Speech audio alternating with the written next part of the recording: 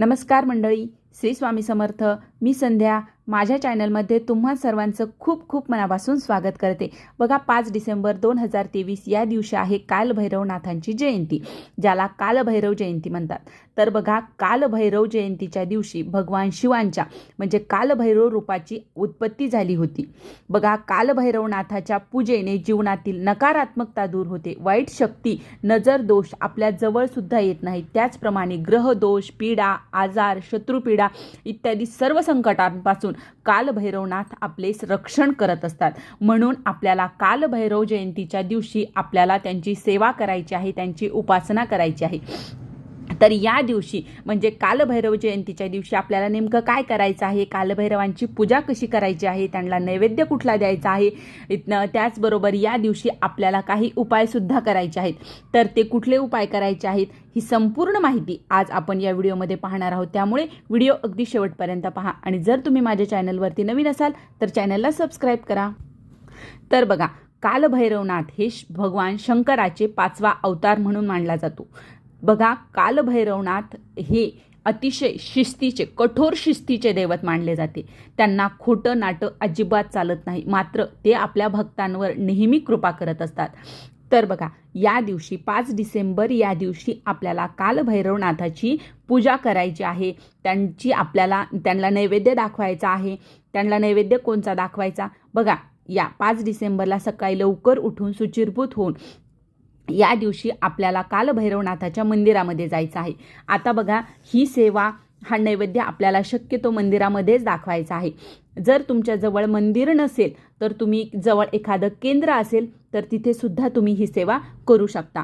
या दिवशी आपल्याला सकाळी लवकर उठून शुचिर्भूत होऊन त्यांना नैवेद्य द्यायचा आहे. आता नैवेद्यामध्ये काय न्यायचं आहे? बघा, या दिवशी कालभैरवनाथाला बाजरीची भाकरी न्यायची असते, त्यावर वांग्याचं भरीत न्यायचं असतं, त्याचबरोबर लिंबाची फोड न्यायची असते आणि खडीसाखर टाकायची.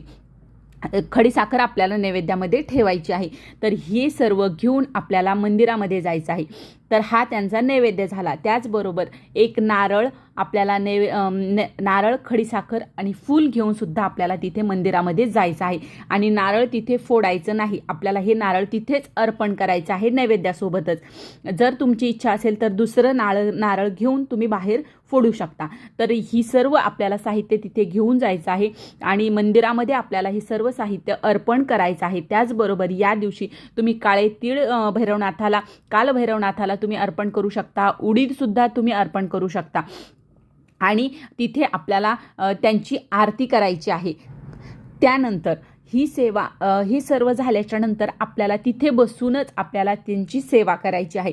बघा, आता तिथे खूप गर्दी असेल तर तुम्ही थोडंसं बाहेर येऊन, मंदिराच्या थोडं बाहेर येऊन सुद्धा तुम्ही ही सेवा करू शकता. आता सेवा कुठली कुठली करायची आहे? तर बघा, या दिवशी आपल्याला मंत्र पठण करायचे असतात. या दिवशी आपल्याला शक्य झाल्यास तुम्ही तिथे बसून 11 वेळेस कालभैरवाष्टकाचं पठण तुम्हाला करायचं आहे. 11 वेळेस तुम्ही करायचं आहे. पण नाही शक्य झालं तर कमीत कमी 1 वेळेस तरी आपल्याला मंदिराच्या बाहेर किंवा तिथे शेजारी बसून कालभैरवाष्टक आपल्याला कालभैरवाष्टक पठण करायचं आहे. त्याच्यानंतर आपल्याला ओम कालभैरवाय नमः या मंत्राचं शक्य होईल तेवढं आपल्याला तिथे मंत्र जाप करायचा आहे. त्याच्यानंतर ओम नमः शिवाय, त्यानंतर महामृत्युंजय मंत्र आपल्याला तिथे पठण करायचं आहे. महामृत्युंजय मंत्र कोणचा आहे? बघा, ओम त्र्यंबकम यजामहे सुगंधिम पुष्टिवर्धनम उर्वारुकमिव बंधनान मृत्योर्मोक्षी ममामृतात. हा मंत्र आपल्याला शक्य होईल, तुम्हाला जितकं शक्य होईल तितक्या वेळेस तुम्ही या 3ही मंत्राचा जप आपल्याला तिथे करायचा आहे आणि 1 वेळेस तरी आपल्याला तिथे कालभैरवाष्टक म्हणायचं आहे. त्यानंतर घरी येऊन तुम्ही 11 वेळेस कालभैरवाष्टक म्हणू शकता. शक्य झाल्यास तुम्ही 11 वेळेस तिथे सुद्धा म्हणू शकता. बघा, ही सेवा अतिशय प्रभावशाली सेवा मानली जाते, म्हणून सर्वांनी ही सेवा करायची आहे. बघा, कालाष्टमीला कालभैरवनाथाची सेवा करण्याचे अनेक महत्त्व सांगितलेले आहेत. या दिवशी कालभैरवनाथाची आपण पूजा केली, त्यांची सेवा केली तर शनिदेवाची सुद्धा आपल्यावर कृपा होते. राहूचा जर अशुभ प्रभाव आपल्या जीवनावर असेल तर तो सुद्धा कमी होतो. ग्रहदोष, पीडा कमी होते. आपल्या घरामध्ये सुख, शांती आणि समाधान नांदत असते. त्यामुळे ही सेवा, हे उपाय आपल्याला करायचे आहेत. आता या दिवशी आपल्याला काही उपाय करायचे आहेत. ते कुठले उपाय आहेत? बघा, कालाष्टमीच्या दिवशी आपल्याला काळ्या कुत्र्याला चपाती आणि थोडीशी साखर खाऊ घालायची आहे.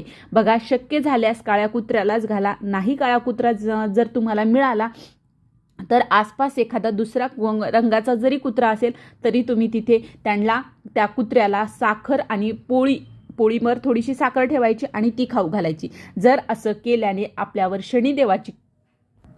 शनिदेवाची आपल्यावर कृपा राहते असं म्हटलं जातं. त्याचबरोबर दुसरा उपाय म्हणजे बघा, या दिवशी शक्य झाल्यास पिंपळाच्या झाडाखाली आपल्याला मोहरीच्या तेलाचा दिवा लावायचा आहे.